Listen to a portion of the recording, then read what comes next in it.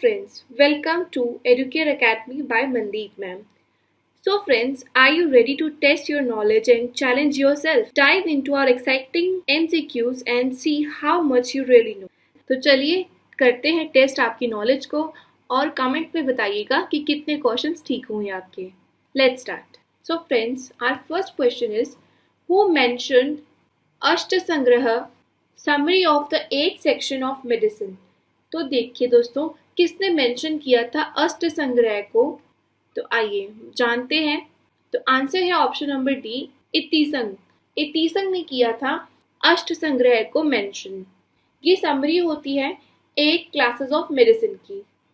Ancient Ayurvedic text में यानी ग्रंथों में वाग्भट ने इसको लिखा था. और दोस्तों ये अराउंड 600 ईस्वी की रचना है. चलिए आगे बढ़ते हैं. नेक्स्ट क्वेश्चन, पंच सिद्धांतिका किसने लिखी थी? हु कंपोज्ड पंच सिद्धांतिका? तो दोस्तों आंसर है ऑप्शन नंबर सी, वराहमिहिर. इन्होंने लिखी थी और ये Varahamihira lived in the court of Chandragupta II और ये 505 ईस्वी में लिखी थी. और इन्होंने अपनी पंच सिद्धांतिका में 5 ज्योतिष ग्रंथों की जानकारी दी है दोस्तों. नाउ क्वेश्चन नंबर 3, नैतिक कोड को लोकप्रिय बनाने के लिए 5 साल में रॉक एडिक्ट कार्यालय स्थानांतरित होता है. तो दोस्तों आंसर है option number B is the right answer, rock edict 3. Maurya सम्राट थे जो अशोक, उन्होंने नैतिक कोड को लोकप्रिय बनाने के लिए 5 साल में रॉक एडिक्ट 3 का कार्यालय में स्थानांतरित किया था. और जो अशोक सम्राट थे उन्होंने जो अपनी 3rd वाली शिलालेख पे राज्याभिषेक की 12वें वर्ष युक्त राज्यों और प्रदेशों के प्रति 5 साल का राज्य का दौरा किया था, करने के लिए आदेश जारी किया था. सो नेक्स्ट क्वेश्चन दोस्तों, क्वेश्चन नंबर 4, हड़प्पा के पुरुषों छवि के निचले परिधान के लिए किस का उपयोग किया जाता था या किया गया? Which one is use of lower garment the Harappan male image? तो धोती has been used for the lower garment of male statues of Harappan. Answer is option A is the right answer. Indus Valley civilization में men use करते थे धोती and women wear करती थी दो different clothes जैसे धोती और shawl, और वो राइट वाले शोल्डर से लेफ्ट वाले शोल्डर तक उस शॉल को ओढ़ते थे. ठीक है दोस्तों, तो option A is the right answer. Next question is, किस साहित्य ने सरकार द्वारा शराब के निर्माण पर सलाह दी? तो दोस्तों एक लिटरेचर है जिसने एडवाइस किया था manufacture of liquor by the government, which is Arthashastra. Option C is the right answer. फिर किसने लिखा था? कौटिल्य ने. उसने एडवाइस किया था गवर्नमेंट टू परचेज लीकर और construct them. He has advise to construct them. ठीक है दोस्तों. नेक्स्ट क्वेश्चन, क्वेश्चन नंबर 6, एक बौद्ध समाधि के टीले को कहा जाता है? एक बौद्ध समाधि के टीले को कहा क्या जाता है? स्तूप. स्तूप कहा जाता है दोस्तों. नेक्स्ट क्वेश्चन, बिंदुसार को इस रूप में जाना जाता था? बिंदुसार वॉज नोन एज अमित्रोचेस्ट के नाम से भी जाना जाता था बिंदुसार को. ये मौर्य सम्राट चंद्रगुप्त के डेथ के बाद उनका जो पुत्र था बिंदुसार वो राजा बना था. इन्होंने 25 ईयर शासन करा था.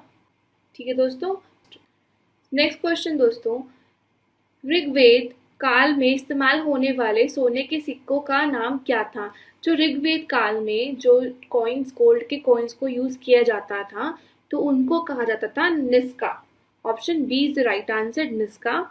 ये एक बेसिकली कोई मुद्रा नहीं थी, ये एक आभूषण था जिसको एज अ कॉइन के रूप में यूज किया गया था बाद में.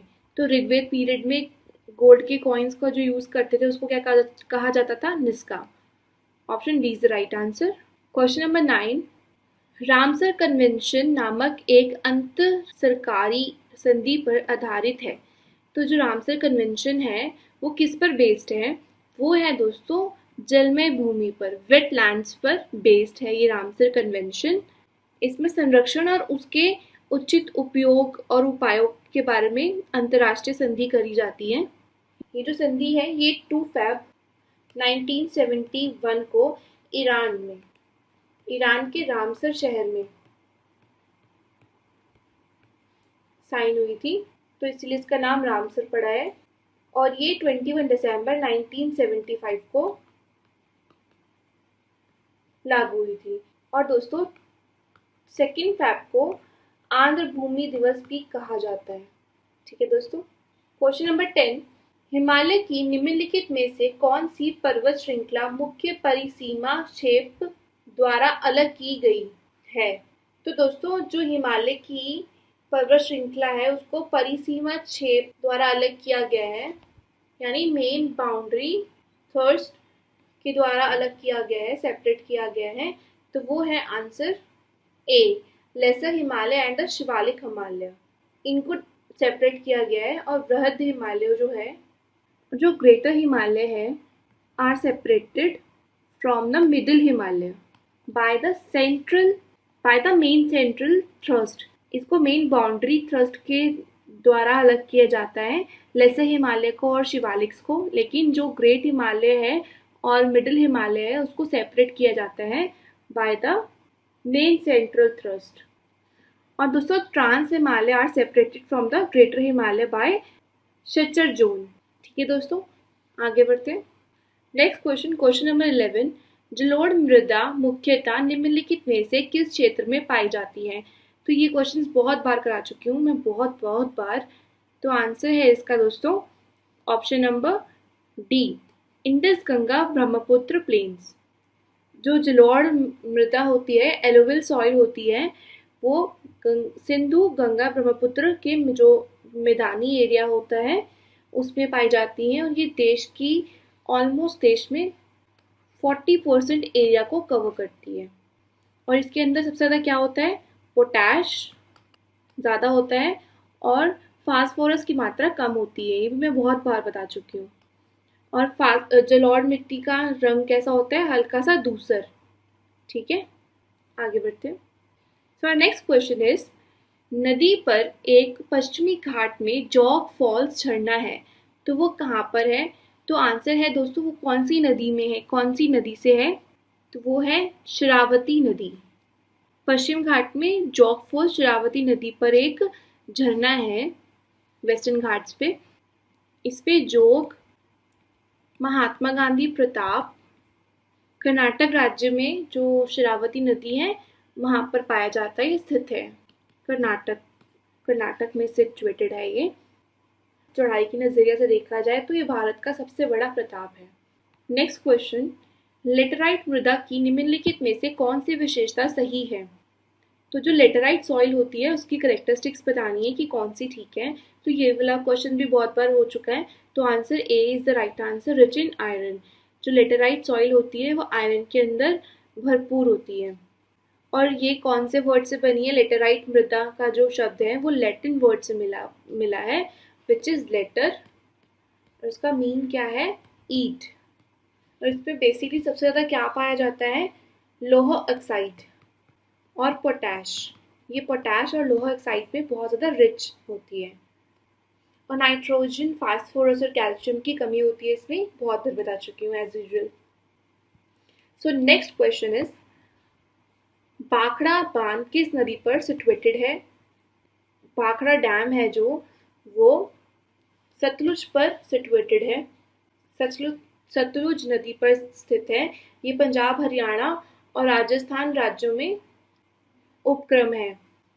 और ये जो बांध है, भाखड़ा बांध है जो, वो विश्व का यानी वर्ल्ड का सबसे ऊंचा ग्रेविटेशनल बांध है। और जिसका जो निर्माण किया गया था वो दोस्तों 1963 में कंप्लीट किया गया था।